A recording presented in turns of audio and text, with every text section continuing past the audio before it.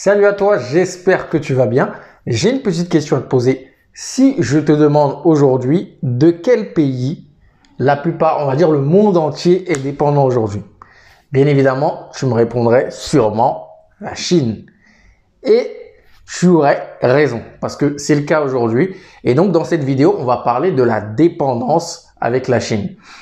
Depuis la crise du Covid-19, on voit une baisse, ou plutôt, je dois dire, une prise de conscience de beaucoup de pays, de beaucoup d'industries vis-à-vis de leur dépendance avec la Chine. Et donc aujourd'hui, on va parler, est-ce que c'est la fin de la dépendance avec la Chine? Est-ce que les gens ont vraiment pris conscience qu'ils doivent vraiment développer leur vraie économie?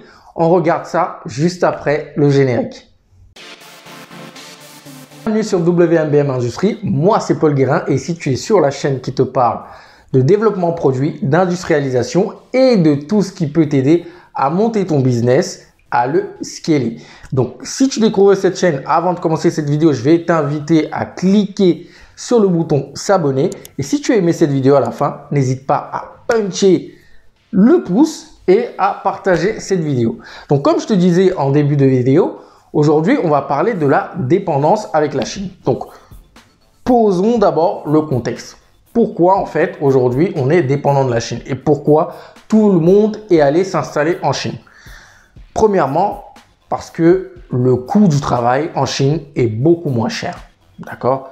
Ça n'avait rien à voir avec aujourd'hui. Là-bas, c'était 2 $ le coût du travail. D'accord? Les espaces étaient inexploités. Donc, en fait, il y avait de l'espace pour que les usines viennent s'implanter.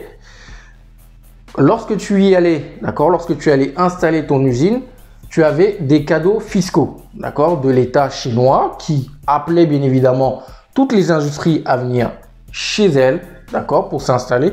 Bien évidemment, on a des cadeaux fiscaux qui viennent avec.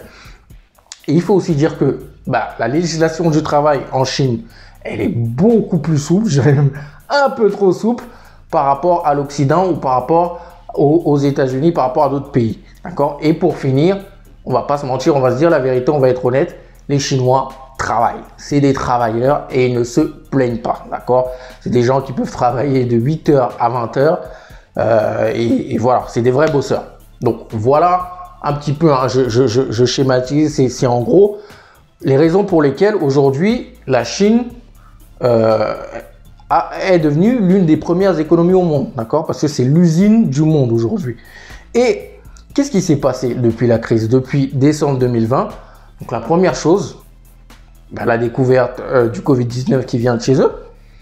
Donc lorsque le Covid-19 est arrivé en Chine, la Chine a fermé ses usines.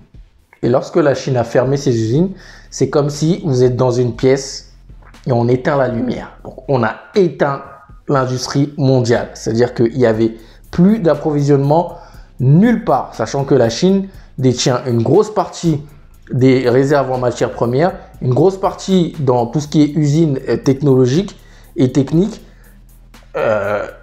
Les transports, il y avait déjà le problème au canal de Suez où il y avait des embouteillages sur le canal de Suez qui étaient bouchés. Donc, c'était vraiment, excusez-moi du terme, la merde. D'accord? Lorsque la Chine a découvert le Covid et bien évidemment a fermé ses usines. La Chine a réouvert. D'accord? Ils ont, connaissant, voilà, c'est une société qui se développe et qui s'adapte très vite. Ils sont sortis du Covid-19 et ils ont recommencé à produire.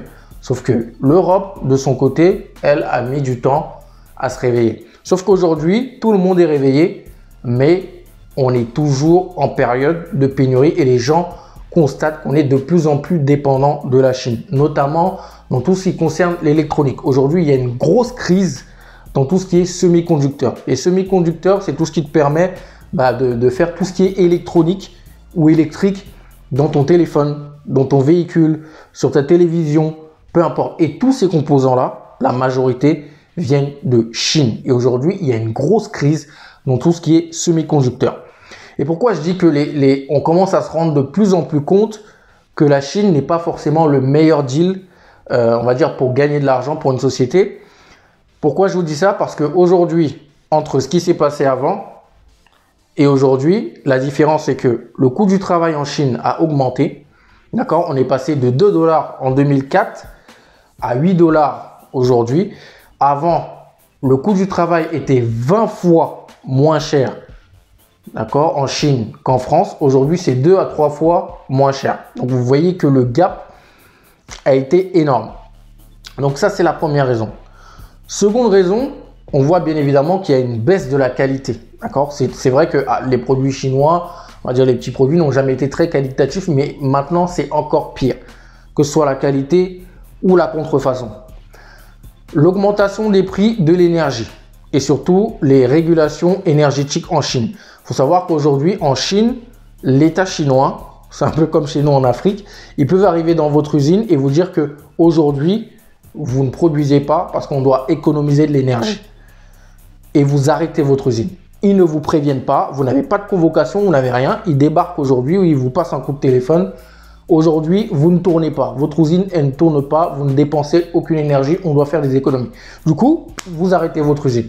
Et pour faire redémarrer une usine, ça prend un certain temps. Ça peut prendre 1, 2 ou 3 jours. Et tout ça, bien évidemment, ça ralentit l'économie. Une autre raison, c'est que les gens se rendent de plus en plus compte que des fois, comme la Chine regorge de matières premières et une grosse réserve de matières premières, pour faire monter les prix, il y a une spéculation. C'est-à-dire que l'État chinois va dire, bon, on a l'habitude de donner 100, là maintenant, on va donner 50. Tout simplement pour faire augmenter les prix. D'accord? Donc, il y a cette spéculation-là qui se fait sur pas mal de matières premières chinoises. Et la dernière raison, c'est le coût du transport qui a explosé. D'accord? Le coût du transport a explosé en Chine, surtout qu'on est en pénurie de conteneurs. Donc, toutes ces raisons-là font en sorte qu'aujourd'hui, on se pose de plus en plus la question de savoir est-ce que c'est vraiment intéressant d'aller s'implanter en Chine? Surtout que si vous êtes en Europe, aujourd'hui, vous avez les pays d'Europe de l'Est, vous avez tout ce qui est Hongrie, tout ce qui est Pologne, qui sont très très bons et en termes du coût du travail, qui sont hyper compétitifs et techniquement, qui sont très bons. D'accord, par rapport à la Chine. Et une autre solution qui se passe aujourd'hui, c'est une opportunité de développer un continent comme l'Afrique, qui est encore un bébé en termes industriels. D'accord, parce que la Chine est saturée et vous voyez bien qu'en Afrique, les Chinois quittent de plus en plus leur pays pour venir s'installer en Afrique parce que là-bas, il n'y a plus d'espace et ça commence à être la merde. Il faut dire la vérité, ça commence à être la merde. Ils sont beaucoup, il y a beaucoup d'industries, ça consomme énormément d'énergie et voilà, c'est devenu un foutoir pas possible. Donc, les entreprises européennes, leur low-cost country, c'est les pays d'Europe de l'Est. Et il y a aussi les pays comme la Thaïlande, l'Indonésie, les Philippines, qu'on commence à développer aussi. Et puis, l'autre solution, pour ma part, ce serait de développer l'Afrique, que ce soit l'Afrique du Nord et surtout l'Afrique subsaharienne. Donc, ça peut être une grosse opportunité d'implanter leur industrie là-bas, mais bien évidemment, on ne sait pas pourquoi. Personne ne veut jamais venir implanter son industrie chez nous, mais c'est à nous de le faire, d'accord? C'est à nous de devenir, je ne vais pas dire la deuxième Chine, parce qu'on n'est pas obligé de maltraiter nos salariés et de maltraiter notre population comme eux, mais d'une autre manière, nous, on doit faire en sorte que les autres soient dépendants, parce qu'on a toutes les ressources également chez nous. Donc, voilà ce que je voulais partager aujourd'hui avec toi sur la dépendance avec la Chine. Donc, est-ce que c'est une dépendance qui va baisser de plus en plus parce que les gens se rendent compte que ce n'est plus aussi intéressant d'aller s'implanter en Chine, ou on va continuer et puis entre guillemets avancer vers le mur, quoi. Et je pense que si on continue dans cette voie-là, c'est ce qui va se passer. D'accord? Bientôt la Chine sera plus chère que tout le monde parce qu'au bout d'un moment, l'avantage compétitif, vous ne pouvez pas l'avoir pendant des siècles. Au bout d'un moment, vous allez rattraper et dépasser les autres. Donc voilà ce que je voulais partager avec toi. Dis-moi en commentaire ce que tu en penses. Quel est ton ressenti par rapport à cette problématique, donc par rapport à la dépendance du monde entier à l'industrie chinoise, tout simplement. Donc dis-moi en commentaire ce que tu en penses. Partage cette vidéo si tu as aimé, si tu as appris des choses. Ça peut être intéressant également pour ton entourage. On se retrouve la semaine prochaine pour une nouvelle vidéo, un nouveau thème. N'oublie pas de me suivre sur tous les réseaux sociaux. D'ici là, porte-toi bien et n'oublie pas que nous sommes tous des multi-billionaires mind.